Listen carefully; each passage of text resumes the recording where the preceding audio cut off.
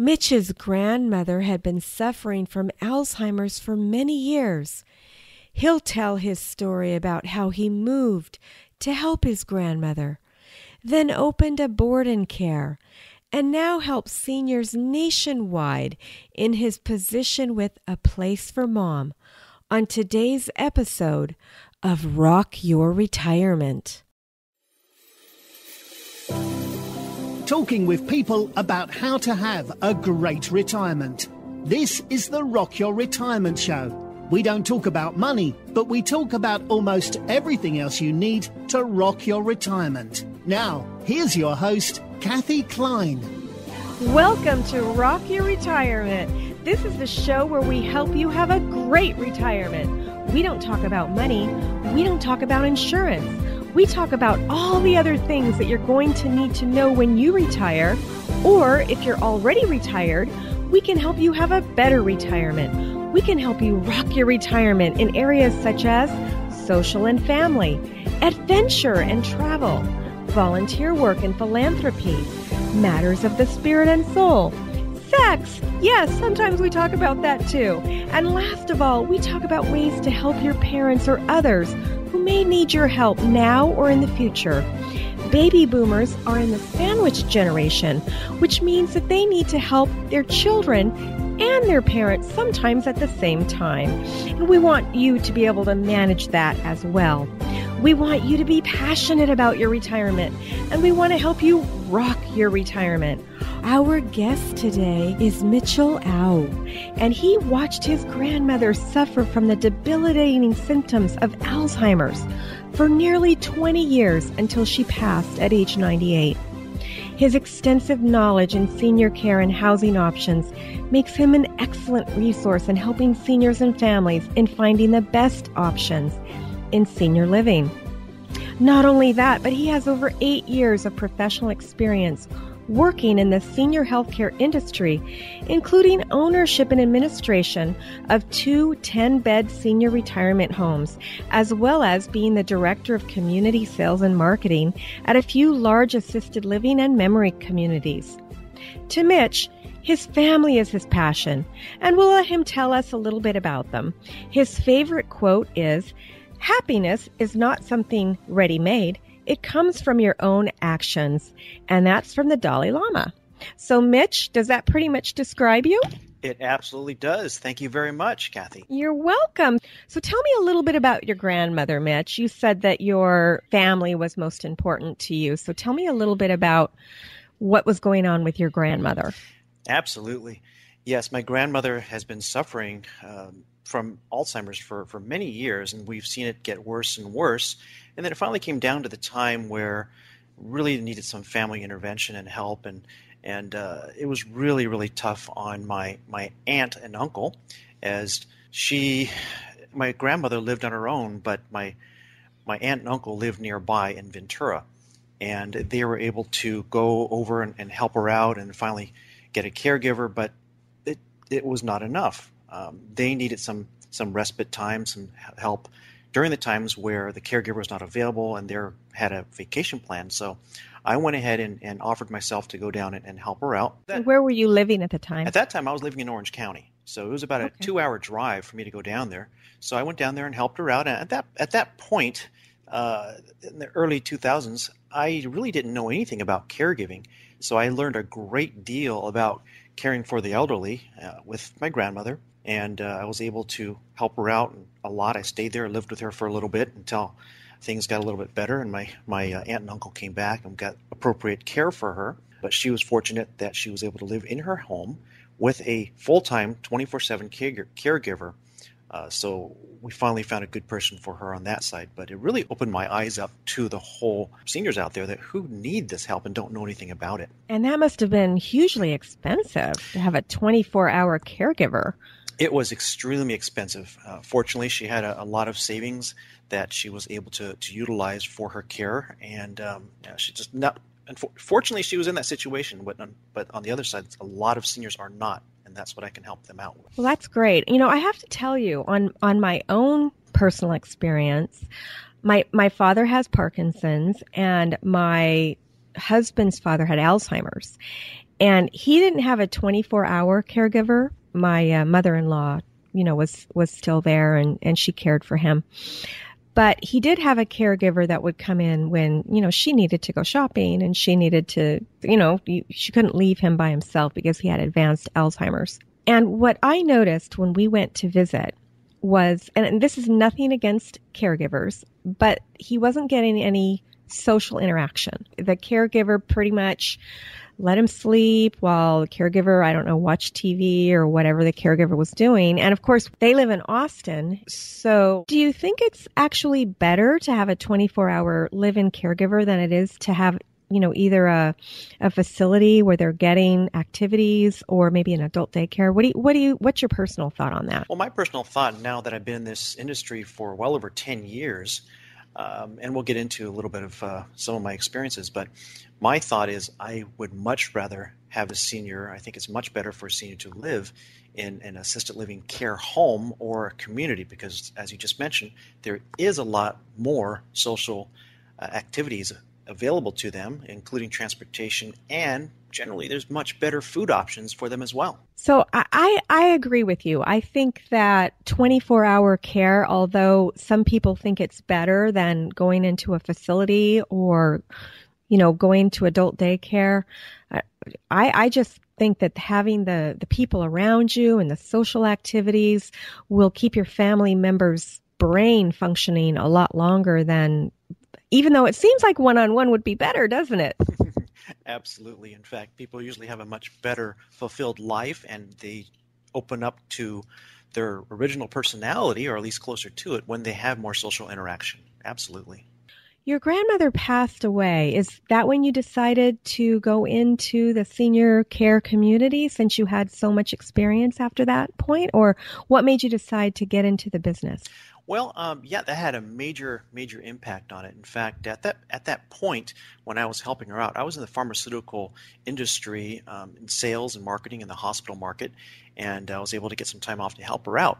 During that time, I unfortunately was laid off, and I was trying to think of another market to get into, and I really liked the senior care industry because of the positive experience that I had with assisting with my grandmother. So I decided to, at that point, to open a couple of care homes, and that's how I got into this industry. Wow. So let me ask you a question. You just decided to buy a couple of homes, or did you buy a franchise? I mean, how did you even figure out how to do that? Aren't there rules and regulations? Yes, there are a ton of rules and regulations that I learned about. First, you need to be certified with the state that you're going to be working in with an administrator's license called an RCFE, or Residential Care Facility for the Elderly. So I went ahead and got educated by getting licensed on that, and then I started doing research. What I did was I found a care home that was the owner was owned and operated, but she was retiring. So I went ahead and ended up purchasing that home and the business, and it was able to learn the business very quickly, very well. And a short time, literally 2 months after that, the house next door was up for sale, and I bought that house, and I opened up my second location. So I had two 10-bed assisted living care homes right next door to each other. And since I have a lot of experience with marketing, I was able to get those full with residents there within the matter of a couple of months. And how many caregivers are usually taking care of 10 people? During the day, I had 2 caregivers and a cook, as well as the nighttime, I had just 1 caregiver. And it was. I also cared for dementia Alzheimer's residents, so we had awake staff 24/7 at my locations. Okay, and so I'm assuming that you sold that business, or? Yes, I did sell those businesses. In fact, I moved from San Diego to Tucson, Arizona, for those businesses. I ran them both for 5 years. At the time of which I have a wife and 3 kids. My 3 children were small, and it was moving from San Diego to the desert was just very different for us. So, needless to say, my wife was very unhappy being in Arizona, and I decided to move the family back to San Diego. And that's what I did. Sold both businesses. In fact, I still own the homes. So I own the homes. I sold the business. They still run as a care homes. And that's when I decided I definitely want to stay in the senior care industry. Okay, that makes sense. I know a lot of people that are moving to Arizona. I guess you found it too hot. Oh, that's way too hot. You're from Southern California. You're used to the weather just being perfect almost all the time, and you look forward to your summer. But over there, when you look forward to the summer, the kids are out of school. Who wants to go out there when it's 120 degrees? It was hard. Yeah, people from all over. Actually, the world could be listening to this podcast. So for the benefit of our listeners, we're located in San Diego, which pretty much has perfect weather year round. And Mitch works for a national company, although, and we'll get into that in a few minutes, although he basically services the area where we live. He'll talk to you a little bit about that. So Mitch, tell me about what you're currently doing for seniors and how that helps my listeners who are baby boomers rock their own retirement. Absolutely.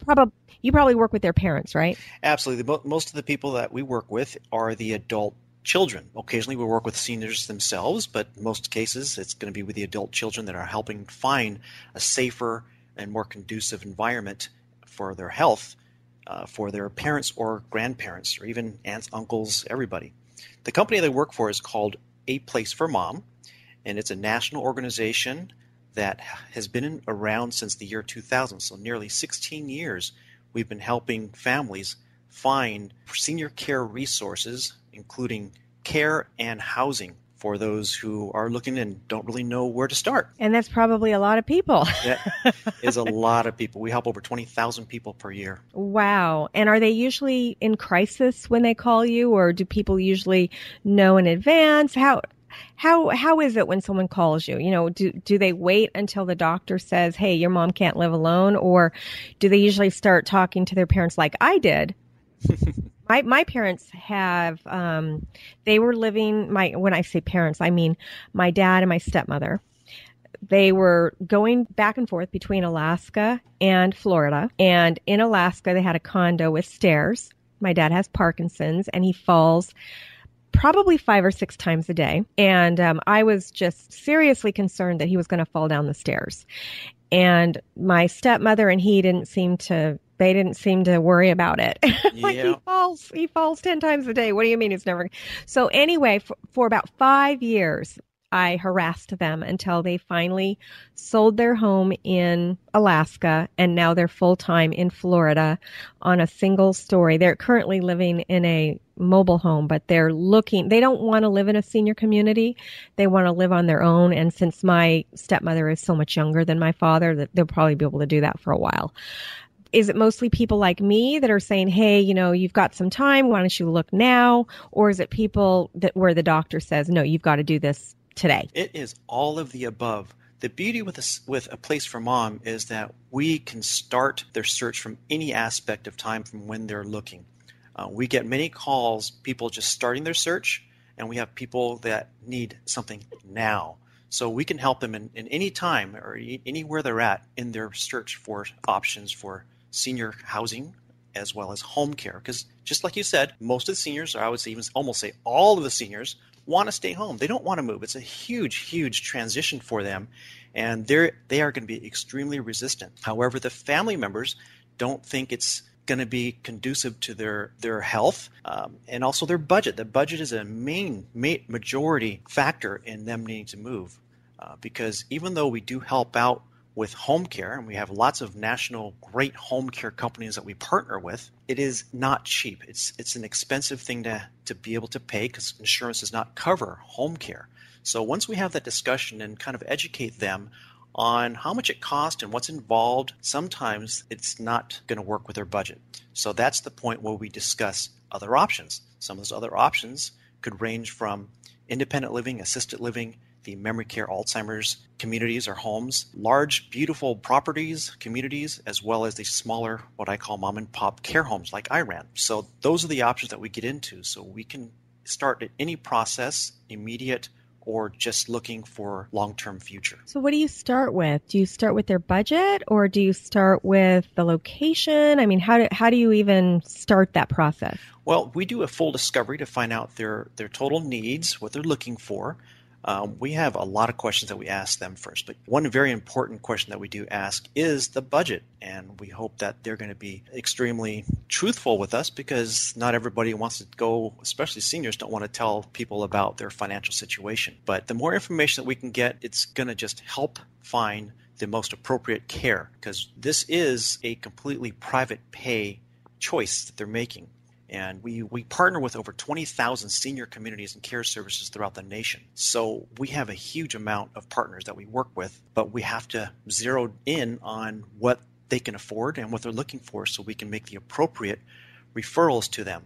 And they can go ahead and schedule appointments with those communities or services and feel if it's going to work for their particular need. When you say private pay, you mean that if somebody's on Medicaid, or in California it's known as Medi-Cal, those aren't facilities that you work with. How do you when you find out somebody is maybe extremely low income, how do you help them? Do you just say, oh, we can't help you, or do you refer them to a government agency, or how do you handle that? Oh, that's a great question, Kathy. So what happens when we find out that a person is on complete straight Medi-Cal and we uncover that they have no other forms of financial assistance? We do ask questions such as, are they a veteran? Are they a spouse of a veteran? We ask them if they have any type of long-term care insurance or life insurance, because those last two can be turned into a living benefit that can help them with their current situation.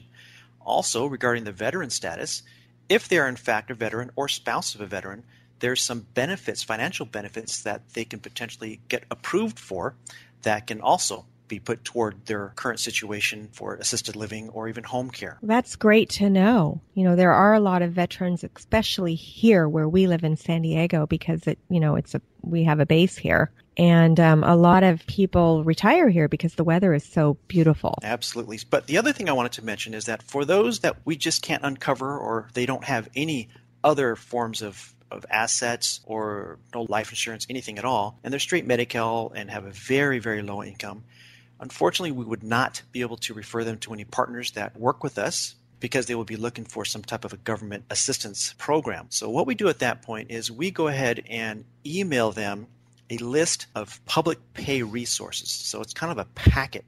And there's a lot of different resources on there that they may not be aware of that can steer them in the right direction. There is a program that's out there, not a whole lot of people on this program, but it's called the Assisted Living Waiver Program, and it is for those low-income Medi-Cal seniors. The contracted communities have a limited amount of rooms available or beds available for these residents that are low income. It is a government program, so there's a process that is a little bit lengthy. But once approved, they have the ability to move to one of these properties if they have a vacancy. And that's another difficult part, because these communities, there's only a handful that's approved in San Diego. Last time I checked, they were all full with a long waiting list. So it's a very difficult situation when they have absolutely no money. But we can discuss some options. Sometimes we find there are money that they weren't aware of. But if you know that you may be needing care in a couple of years, then maybe you should apply for the program now, since there's such a long waiting period, instead of waiting until your parent is in a crisis mode.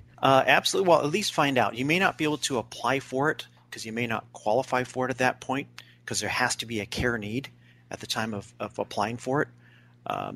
But at least be educated. Just know what is available for their need if that time comes. Absolutely. And I can help out. Great advice. And I'm glad that you don't just leave them hanging, that you at least email them some resources so that they can get some information on their own. Absolutely. We say that we help everybody. We may not be able to find the most appropriate place that can fit all of their particular needs, but we still help everybody. We'll guide them with the resources that possibly can help them if we can't directly. That's good. So what do you call the people that do the help? Are they advisors? What do you call them? Yes, we're actually all considered advisors. My title is the Community Relations Advisor. So what I do is I am the outside marketer / educator. What I do is I cover all of San Diego County, and I visit the hospitals, the skilled nursing facilities, and senior communities out there, and explain and educate what A Place for Mom does and how we can assist with their patients in those areas. The representatives, or the advisors that help directly with the families, they are called the Senior Living Advisors. We have well over 300 advisors, senior living advisors, throughout the nation. And we all are remote employed, salaried employees, staff employees of A Place for Mom. So we work out of our homes, and we were able to help out with those families directly from our own offices. So you do everything on the phone then? You don't visit with people face to face? The advisors generally do not visit, the senior living advisors, do not generally visit the families at their homes or the facilities. However, they do call upon me, the community relation advisors, and we have about 100 other advisors throughout, community relations advisors throughout the nation. We are there for that reason. So if a family member is at a community hospital or skilled nursing facility and definitely wants to visit a live person, then they call upon me or the community relations advisors, and we would go ahead and visit them ourselves and get the information that they need to them. That must be a lot of running around you do. But I would expect that a lot of baby boomers just like doing things over the phone. Absolutely. We used to have the advisors, all independent contractor advisors with A Place for Mom, about 4 years ago, and that's exactly what they did, is they would drive around everywhere and give people tours. But we decided we want to be able to help more people, and a way to help more people is we eliminated the actual face-to-face time as much as possible, and we were able to help out more people just as we were hoping by being more virtual, because this world is going more virtual, and most of the families are very understanding on that and have no problem with that at all. And probably a lot of families, they don't even live near their parents, like me. That's very, very true. That is very true. So we have a lot of special programs that we can utilize that we can get everybody in sync no matter where they live. There's a special private account that we utilize through our programming system that we email to the family, and they can share their notes and converse via this program with the family members, and that's their own. It's private, so they can. They usually have one point person that maybe goes down to visit the properties, and then they can go ahead and leave the notes in this one section when all the rest of the family, siblings, relatives have access to it and can see all their notes, and they can add whatever information that they want as well. Oh, that's good to know. Good, because I know that my family, there's me in San Diego, or my sister in Alaska, my other sister in Washington, and my brother in Germany. Exactly. We deal with that all the time. Okay, so I get that. That sounds good to have that place where everybody can talk, kind of like a private Facebook page or something. Pretty much, exactly, yeah. Tell me a story about how your service was able to really help somebody, so that my listeners get a good feel for what you do, other than you just saying I help place people, because most people don't really understand what you do. Absolutely, not a problem at all. So there's a lot of stories out there that we help, but one particular story that kind of stands out in my mind is a recent situation where her name is Kathy, not the same Kathy as you, of course, but her name is Kathy, and she was having some major challenges at a skilled nursing facility, and she was able to get a hold of me through one of my hospital contacts. And even though we don't refer to skilled nursing facilities, she still reached out to me. And since I do have a lot of knowledge with all of the skilled nursing facilities in San Diego County and hospitals, I was able to help her in finding another one. Now, in this move, her father was going to need skilled nursing just for a short time, less than 3 weeks or 4 weeks or so. So at that point, I asked, of course, what is her plan after that? And she was hoping to bring him back home. And she said that she is his primary caregiver. So I offered my help, saying that, okay, that's great. Hope everything works out well. However, if she has any challenges that she would necessitate a private duty caregiver, or is interested in moving her father to a assisted living care home so she can kind of get her life back, to please let me know. So what happened was, she went ahead and toured a couple of skilled nursing facilities that I told her about that was near her, and she did like one of them very much. She moved Dad there, and he did very well. He did get better, ended up being discharged, moved back home with her, and she called me and says, I am having such a hard time. I'm having a really, really hard time caring for him. His needs has gotten so much that it's wearing her out. So she asked if I can help her. I said, absolutely. I can send a couple of referral companies or refer a couple of referral companies that I think are very good. That's also handles her particular area here in San Diego. And for home care? For home care, yes. I'm sorry. Home care, caregiving need, which is considered a non-medical service. So it's certified caregivers.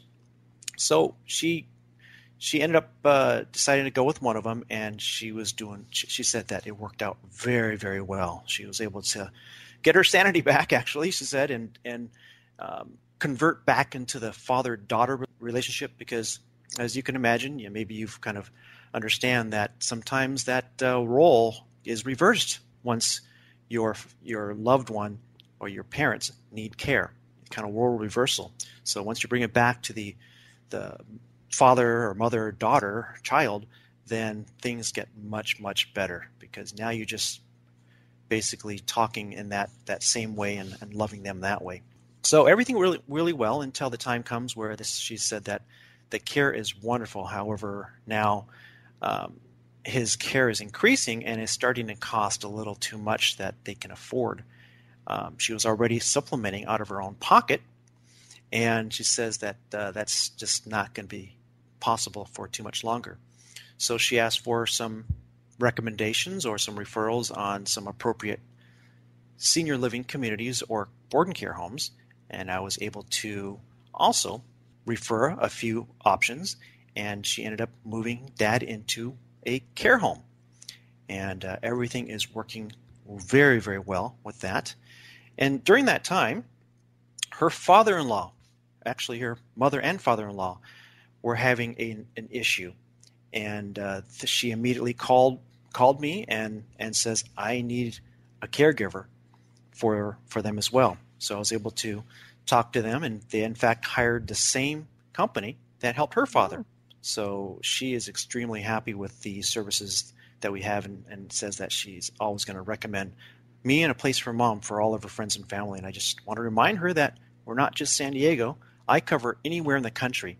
And what I do is I find the appropriate senior living advisor closest to the area anywhere in the country that would have some personal knowledge, physical knowledge of being to many of these communities to where they're searching. So we can help anybody in just about anywhere in the country. That's great that it's a national provider, because like I said earlier, people don't live near their parents. And I'm so glad that you were able to help Kathy with her needs. And it sounds great. Sounds like she's getting, I don't know if she's retired or not, but it sounds like she's getting her life back now. And as somebody who knows a lot of people who, I don't give one-on-one care to my father because he lives in Florida, but I do see what my stepmother goes through. I've read studies where if you're the primary caregiver for somebody with dementia, your life expectancy actually is shortened. And so it's such a great service that you provide. And you know what, Kathy? The best thing about it, it's completely free with no obligation to all the seniors and families that we serve. Completely free. Now, I'll tell you why, because the next question is, well, how do you get paid? Exactly. I knew that was going to come up. It always does. So as I mentioned earlier, we partner with well over 20,000 senior communities and care services throughout the nation. It is completely free also to be a partner with A Place for Mom. However, it is how we get paid is when we refer a family to their community or service, and then they move in or start service, they agree to pay A Place for Mom a referral fee. So it's a win-win-win for everybody, because the family's looking for options, we give it to them. It's a win. The community or services are looking for customers. We found them. A win there. And then, of course, A Place for Mom, helping both of these two. It's a win because we're helping seniors, and we also made a little income for helping them as well. So it's a win-win-win. kind of like how travel agencies used to work. Yes, exactly. You got to get your plane tickets and you didn't have to pay anything extra, and the travel agencies got a commission from the airlines. That's exactly right. So that's great. Okay, well, we're coming up on our 30-minute mark, so we're going to go into our wrap-up. And I always ask 2 questions of everybody that I interview. And the first question is, and remember, we're talking to baby boomers, so not necessarily your clients, but your clients' children. What do you think people should know before they retire? Well, before they retire, I think it's so important to get educated on what's available out there. What the biggest term out there that people think is nursing homes. They need to really make themselves educated on what a nursing home is now, because there are such really nice assisted living care home communities. There are ones that have a skilled nursing facility attached to it. We call that a CCRC, or continuing care community, retirement community. And there's also the ones that are all independent living or assisted living, including memory care. And then if they really don't like the larger communities and or their budget is smaller, then there's the assisted living care homes that are a lower priced option that have a lot of the amenities of the larger ones. It's just that it's usually a 6-bed or 6-resident care home, and it's a regular home, just like a regular community. Regular residential community home would be at, and they have 24/7 caregivers around the clock. So I think the biggest thing right now is just to be educated on what's available out there for if there's a need in the future for their loved ones or even themselves in the future.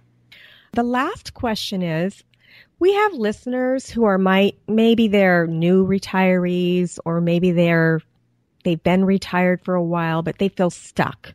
Their lives are kind of stuck at the moment. If you were sitting across the table from a new retiree, what's the one piece of advice that you would give them to have a successful retirement? Well, the one piece of advice I would say I would love to share with them is that just educate themselves once again and be prepared for living how they want to live in their future as long as possible. Just know understand all of the wonderful options that are available to them, because it's a big maze out there, Kathy. There's a maze of options out there in the senior housing and care options, both locally and nationally. And I would just, again, love to be able to tell them that there's lots of options, but it's never too early. It's never too early to start looking and understanding what's available. That's great advice. So how can my guests contact you for more information? They can call me directly. I have a cell phone text. It's 760-593-7373. Or they can call me at my toll-free number at 866-333-3647. I'm more than happy to get an email at Mitchell A, that is MITCHELLA, at aplaceformom.com. Well, thank you so much. This was wonderful learning about A Place for Mom. And thank you. And for all of my listeners, we'll see you on the next show of Rock Your Retirement. Thanks for listening to the Rock Your Retirement Show. If you are rocking your retirement or know someone who would make a great guest on our show, please send us an email at podcast@rockyourretirement.com.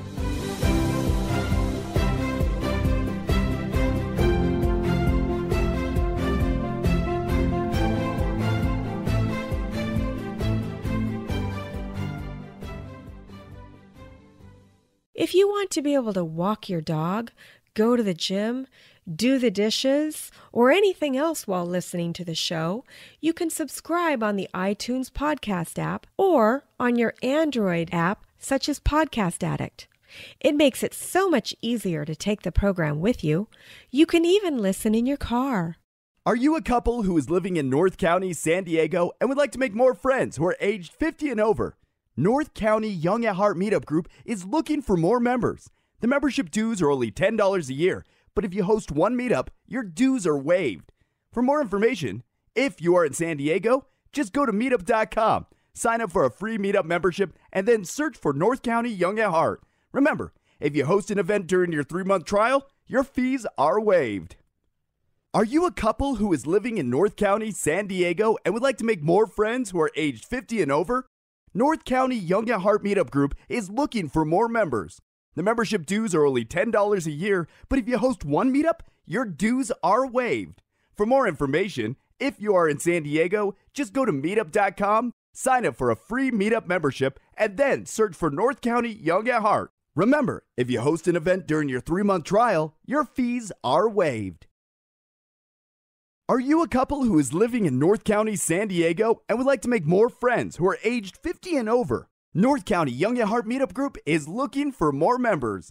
The membership dues are only $10 a year, but if you host one meetup, your dues are waived. For more information, if you're in San Diego, just go to meetup.com, sign up for a free meetup membership, and then search for North County Young at Heart. Remember, if you host an event during your 3-month trial, your fees are waived.